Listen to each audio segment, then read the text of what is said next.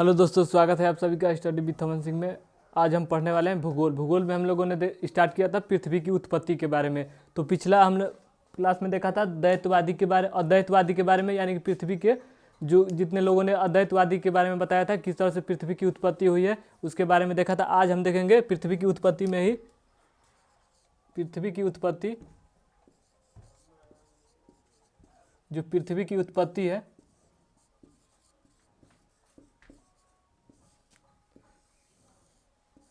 यानी कि पृथ्वी की जो उत्पत्ति की बात करें तो इसमें हम लोगों ने देखा था दो कथन था। एक प्रारंभिक कथन था, यानी कि प्रारंभिक विचारधारा था, जिसमें थेल्स आए थे, पाइथागोरस और दो और आए थे। और इधर बात करें अगर आधुनिक की, तो इसमें हम लोगों ने पढ़ा था अद्वैतवादी के बारे में, यानी कि एक तारे के निर्माण से, यानी किस तरह से पृथ्वी की उत्पत्ति हुई उसके बारे में देखा था। उसमें कांट और लाप्लास के बारे में देखा था। आज हम देखेंगे इसके आगे, यानी कि द्वैतवादी के बारे में, यानी कि दो तारों का कथन, द्वैतवादी विचारधारा।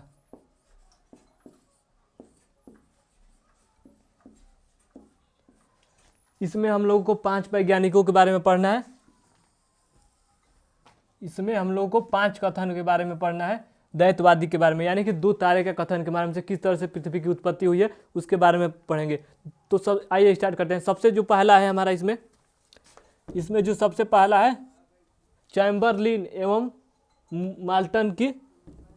मोल्टन की ग्रहाणु परिकल्पना। चैम्बरलिन एवं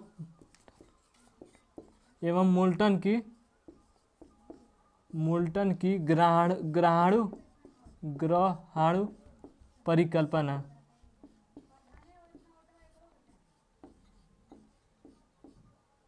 ग्रहाणु परिकल्पना, अगर इनकी बात करें तो यह दो वैज्ञानिक थे, एक थे चैम्बरलिन एवं मोल्टन थे। इन्होंने बताया किस तरह से पृथ्वी की उत्पत्ति हुई है। तो हम लोग ये जो आई थी लगभग यह 1905 के दौरान इस बात को बताया गया था। यानी कि पिछले हम लोगों ने देखा था, यानी कि जो प्रारंभिक में था लगभग वह 1796 के करीब था, यानी कि ये जो है वह आरंभिक के अंतर्गत आता है, यानी कि 1905 की बात कर रहे हैं। तो इसमें दो वैज्ञानिक थे, एक चैम्बर थे, एक मोल्टन थे। इन्होंने बताया था कि पृथ्वी की उत्पत्ति कैसे हुई है। इन्होंने बताया था कि एक सूर्य था और इसके साथ एक उसके साथी तारा था, और जब जो साथी तारा था वह इसके चक्कर लगा रहा था, तो एक समय ऐसा आता है कि वह इसके पास से गुजरता है। जब इसके पास से गुजरता है तो वह सूर्य जो है वह अपने आकर्षण के कारण इसको अपने आप अपने जो साथी तारा था उसको अपनी ओर खींच लेता है, जिससे दोनों में एक विस्फोट होता है, जिससे ही पृथ्वी का निर्माण, यानी कि ग्रहों का निर्माण हो रहा है। ये नहीं है कि हम लोग पृथ्वी की उत्पत्ति के बारे में पढ़ रहे हैं, यानी कि ग्रहों की उत्पत्ति भी इसे कह सकते हैं, क्योंकि पृथ्वी है वह एक ग्रह ही है। तो हम लोग यह नहीं है कि पृथ्वी की उत्पत्ति के बारे में ही देख रहे हैं, यह एक टॉपिक जो है वह ग्रहों की उत्पत्ति के बारे में भी बोल सकते हैं। तो चैम्बरलिन एवं मोल्टन ने क्या बोला था, इन्होंने बोला था, जैसे यहाँ पर देखते हैं, इन्होंने बताया था जैसे एक सूर्य है, जैसे सूर्य भी एक तारा ही है, जैसे सूर्य है,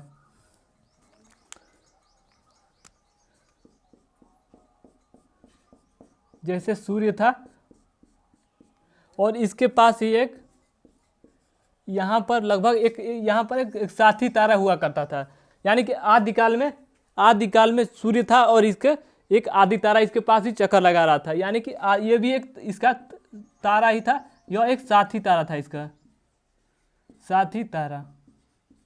असल में होता क्या है, ये जो तारा था वह चक्कर लगा रहा था, तो क्या स्थिति क्या होगी, यानी कि एक स्थिति यह हो सकती है कि यह जो सूर्य है वह इसको खींच ले अपनी ओर, अपनी आकर्षण के कारण, यानी अपनी गुरुत्वाकर्षण के कारण इसको खींच ले।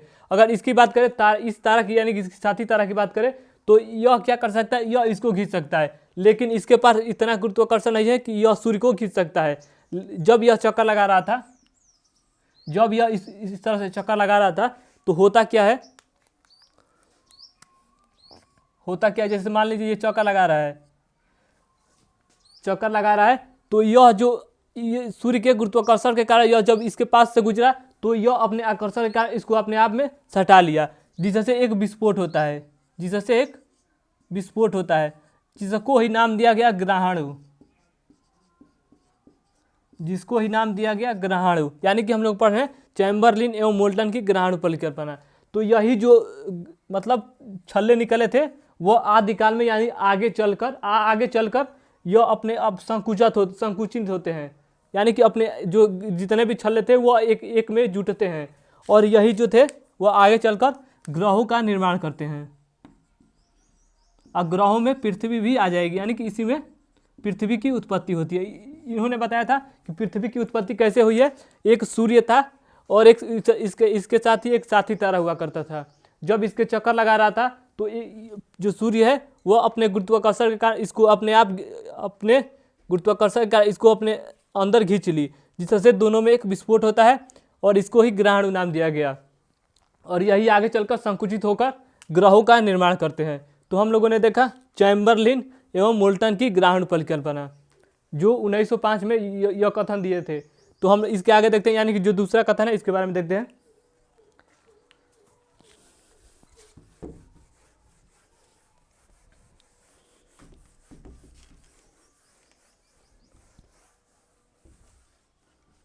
अगर दूसरे की बात करें तो वह थे जेम्स फोर, यानी कि ये याद करने का ट्रिक है J4, यानी कि 4 लोग थे इसमें, इसलिए 4 मतलब याद करने का ट्रिक है। जैसे एक पहले थे जेम्स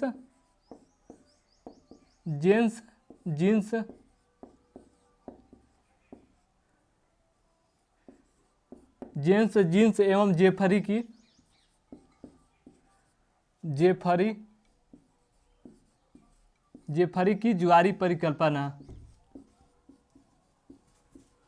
ज्वारी परिकल्पना।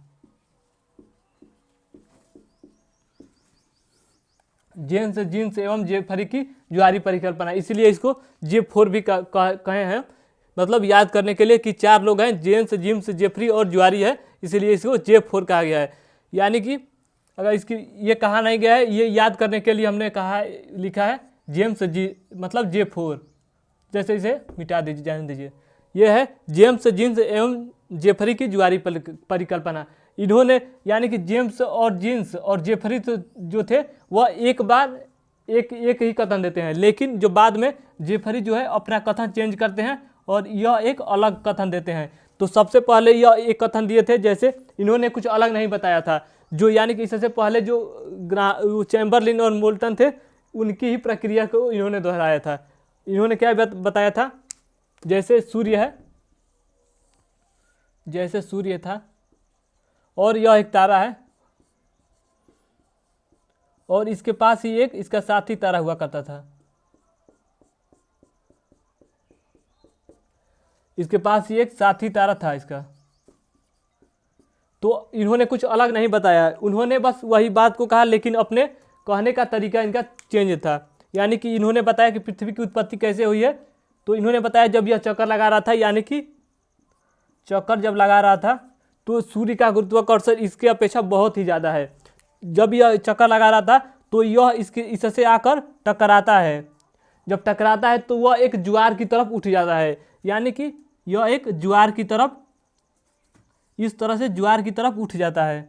इसीलिए इसको बोला गया है जेम्स जीन्स एवं जेफरी की ज्वारी परिकल्पना। यानी कि जिस तरह से ज्वार भटाता है तो पानी जो है ऊपर तरफ उठ जाता है, उसी तरह यहाँ पर प्रक्रिया देखने को मिलती है। यानी कि जब टकराता है तो यह अपने ज्वार के कारण इसको अपने अंदर खींचता है, इसी को बोला गया है ज्वारी परिकल्पना। और जब यहाँ से ज्वार की तरफ उठता है तो यहाँ से कुछ छल्ले निकलते हैं और इसी के कारण पृथ्वी की यानी कि ग्रहों की उत्पत्ति हुई है। इन्होंने क्या बताया, जेम्स जीन्स एवं जेफरी ने बताया कि जब सूर्य था, यानी कि सूर्य का तारा था, तो इसका एक साथी तारा हुआ करता था। जब वह इसका चक्कर लगा रहा था तो फिर जो सूर्य का गुरुत्वाकर्षण के कारण इसमें से एक सूर्य से ज्वारी उठता है और इससे आकर टकरा जाता है, जिससे ग्रहों का उत्पत्ति हुई है।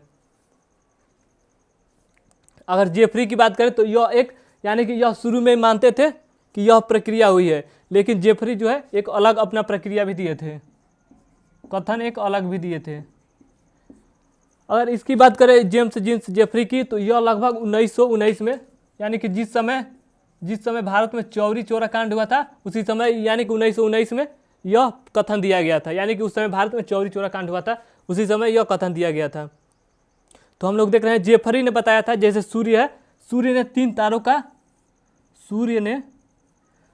तीन तारे का कथन दिया था। यानी कि इन्होंने माना था कि जो पहला है वह सूर्य तो है, इन्होंने माना था कि जो पहला है वह तो सूर्य है, लेकिन इसका एक साथी तारा हुआ करता था, और यहाँ पर इसने एक और तारा मान लिया। यानी कि इन्होंने बोला कि एक साथी तारा तो था लेकिन एक और तारा था, और सूर्य कुछ नहीं करता है, यानी कि सूर्य बस ऐसे ही रहता है, और ये जो साथी तारा है इससे आकर टकरा जाता है, इससे आकर टकराता है, जिससे छल्ले निकलते हैं, जिससे पृथ्वी की उत्पत्ति होती है।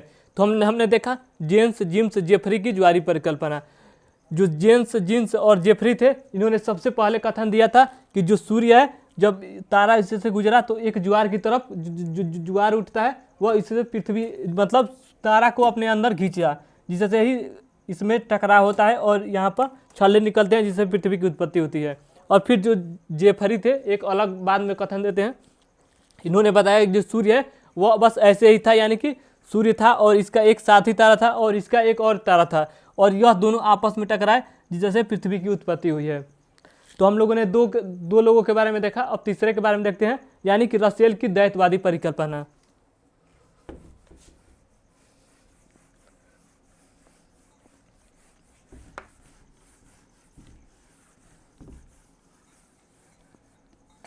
यानी कि हम लोगों ने दो लोगों के बारे में देखा, अब तीसरे की बात करते हैं, रसेल की द्वैतवादी परिकल्पना। रसेल की द्वैतवादी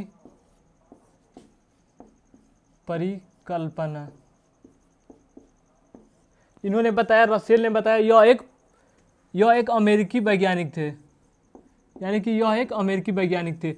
इन्होंने बताया कि जैसे सूर्य तो है, उसका एक साथी तारा भी था जो इसके चारों तरफ चक्कर लगा रहा था। यानी कि जो साथी तारा था वो काफ़ी छोटा था, यानी कि जो ब्रह्मांड है तो उसमें तो अनेक प्रकार के धूलकण हैं, यानी कि अनेक प्रकार के साथी तारा, यानी कि छोटे छोटे तारा हैं। तो यह सूर्य के जब चारों तरफ चक्कर लगा रहा था तो एक और साथी इसका तारा था, और दोनों में विपरीत बल लगता है, जिसके कारण से ही इसमें से टकराव होता है और पृथ्वी की उत्पत्ति होती है। यानी कि इन्होंने बताया था, रसेल ने, जैसे सूर्य था,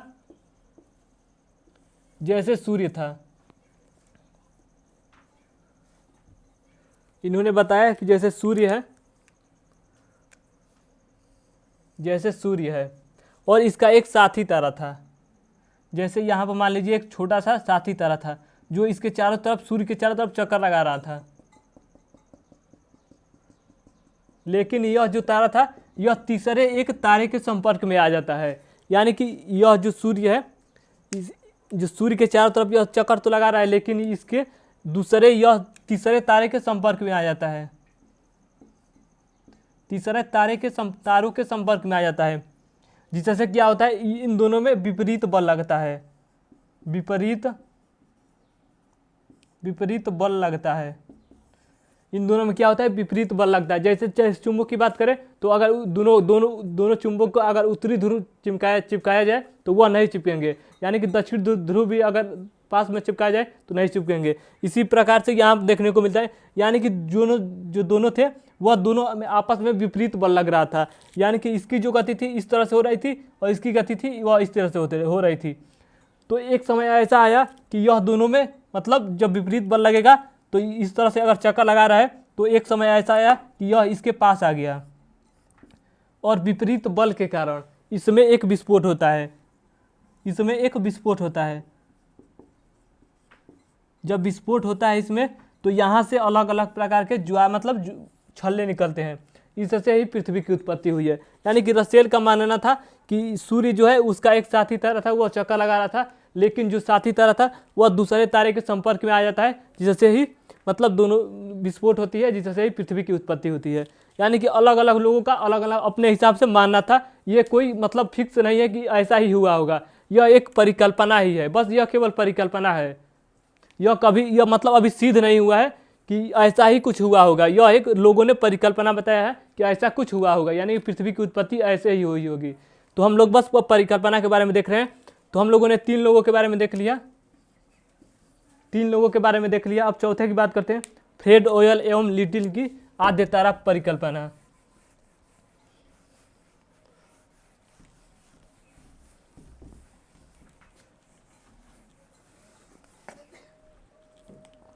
फ्रेड ऑयल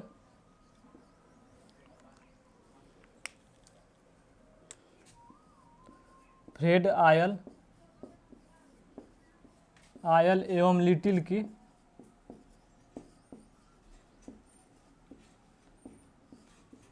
आद्य तारा परिकल्पना। इसको बोल सकते हैं मतलब अभिनव तारा परिकल्पना।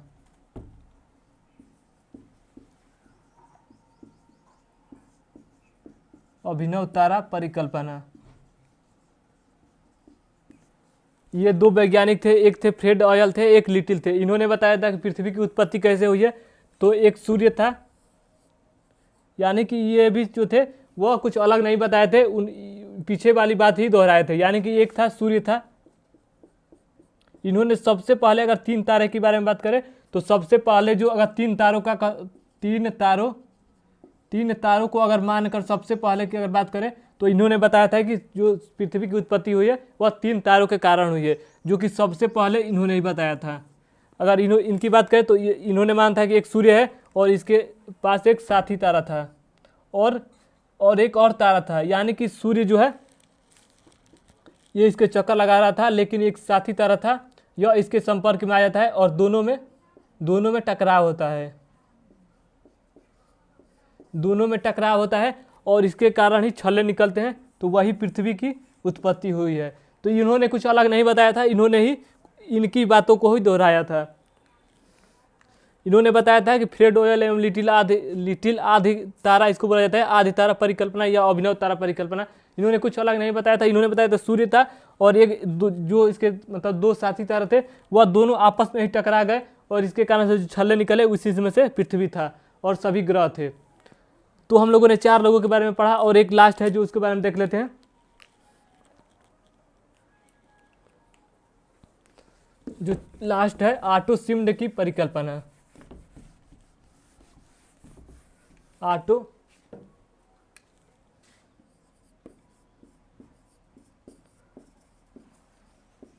शिम्ड की परिकल्पना। ऑटो शिल्ड की परिकल्पना यह सबसे अलग बताए थे। यानी कि जो सभी लोग माने थे वह सूर्य से माने थे, लेकिन यह कुछ अलग माने थे। इन्होंने बताया कि पृथ्वी की उत्पत्ति हुई कैसे हुई है। इन्होंने बताया कि आकाशगंगा का, जैसे आकाशगंगा है, आकाशगंगा जैसे इसमें 3 भुजा निकलती रहती है, 3 भुजा है। तो इन्होंने बताया कि जैसे मान लीजिए आकाशगंगा है तो इसका जो सूर्य है वह इसी में है, इसी में चक्कर लगा रहा है। जैसे मान लीजिए सूर्य यहाँ पर है, सूर्य यहाँ पर है और यहाँ पर ऐसे चक्कर लगा रहा है, आकाशगंगा केंद्र के चक्कर लगा रहा है। तो इन्होंने बताया था, यानी कि ऑटो शिल्ड इन्होंने बताया था कि जो पृथ्वी की उत्पत्ति हुई है, जैसे सूर्य इसके चारों तरफ चक्कर लगा रहा है, तो क्या होता है जब चक्कर लगाता है तो इसके आसपास जितने भी धूल कण थे वह आकर इसके पास जुट जाते हैं, सूर्य के पास जुट जाते हैं, जिससे ही एक घर्षण होता है, इससे ही पृथ्वी की उत्पत्ति होती है। इन्होंने बताया था कि जैसे आकाशगंगा का सूर्य चक्कर लगा रहा है तो जो आसपास के जितने भी धूल कण होंगे यह इस पे आकर सट जाते हैं, जिससे ही पृथ्वी की उत्पत्ति होती है। यानी कि अगर इसकी बात करें तो इससे एक उदाहरण के माध्यम से समझते हैं। जैसे उदाहरण अगर बात करें, जैसे आप कहीं जा रहे हैं, जैसे आप कहीं बाइक से जा रहे हैं, तो आप जैसे सज धज कर जा रहे हैं, कोई ज़रूरी नहीं है कि आप जैसे अगर जा रहे हैं कहीं पहुंचेंगे तो वैसे ही पहुंचेंगे। यानी कि रास्ते में धूल कण के कारण आपका जो मतलब शुरू में जैसे बने थे, यानी कि सजे धजे थे, वो वैसी प्रक्रिया नहीं होगी। यानी कि आपके शरीर पर आकर जितने भी रास्ते में जितने भी धूल कण होंगे आकर सट जाएंगे। यानी कि हमने बात किया जैसे ये चक्कर लगा रहा है तो यह यहाँ से जैसा जिस तरह से निकला था वह एक चक्कर पूरा करेगा, जब चक्कर पूरा करेगा तो इसकी प्रक्रिया वैसे ही नहीं रहेगी। यानी कि इसके पास आकर अलग अलग प्रकार के धूल कण मतलब जुट जाएंगे। तो इन्होंने बस यही बात बताया था कि जो पृथ्वी की उत्पत्ति हुई है जब यह एक ब्रह्मांड मतलब एक ब्रह्मांड वर्ष पूरा करता है, जब एक चक्कर पूरा करता है तो इसके पास अनेक प्रकार के धूल कण आकर जुड़ जाते हैं, जिसके कारण ही इसमें एक घर्षण होता है, इससे ही पृथ्वी की उत्पत्ति हुई है।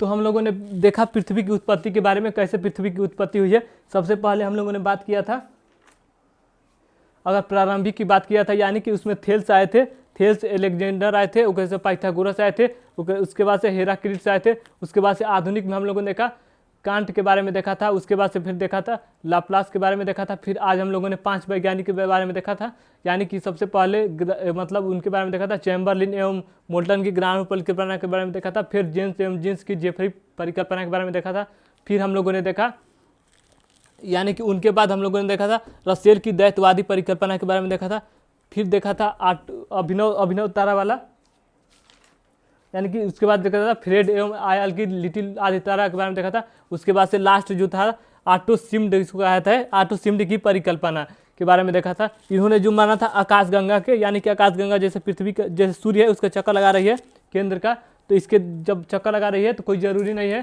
कि जैसा यह प्रक्रिया शुरू में थी, यानी कि साफ जैसे मान लीजिए साफ सुथरा था, वैसे ही प्रक्रिया यानी कि चक्कर पूरा करने के बाद ही आया था, यानी कि जैसे हम लोगों ने उदाहरण के माध्यम से देखा था, तो इन्होंने माना था कि ऐसे ही पृथ्वी की उत्पत्ति हुई होगी। तो आज के लिए इतना ही। कल जो हम पढ़ेंगे भूगोल में, यानी कि हम लोग पढ़ेंगे जो सूर्य ग्रहण है कैसे लगता है, सूर्य ग्रहण चंद्र ग्रहण, यानी कि सप्तमी अष्टमी को क्यों लगता है, मतलब सूर्य ग्रहण और अष्टमी को, इसके बारे में देखेंगे। फिर इसके आगे देखेंगे जो विभूति क्या होता है और विभूति क्या होता है, यानी कि इसके बारे में देखेंगे। तो आज के लिए इतना ही, धन्यवाद।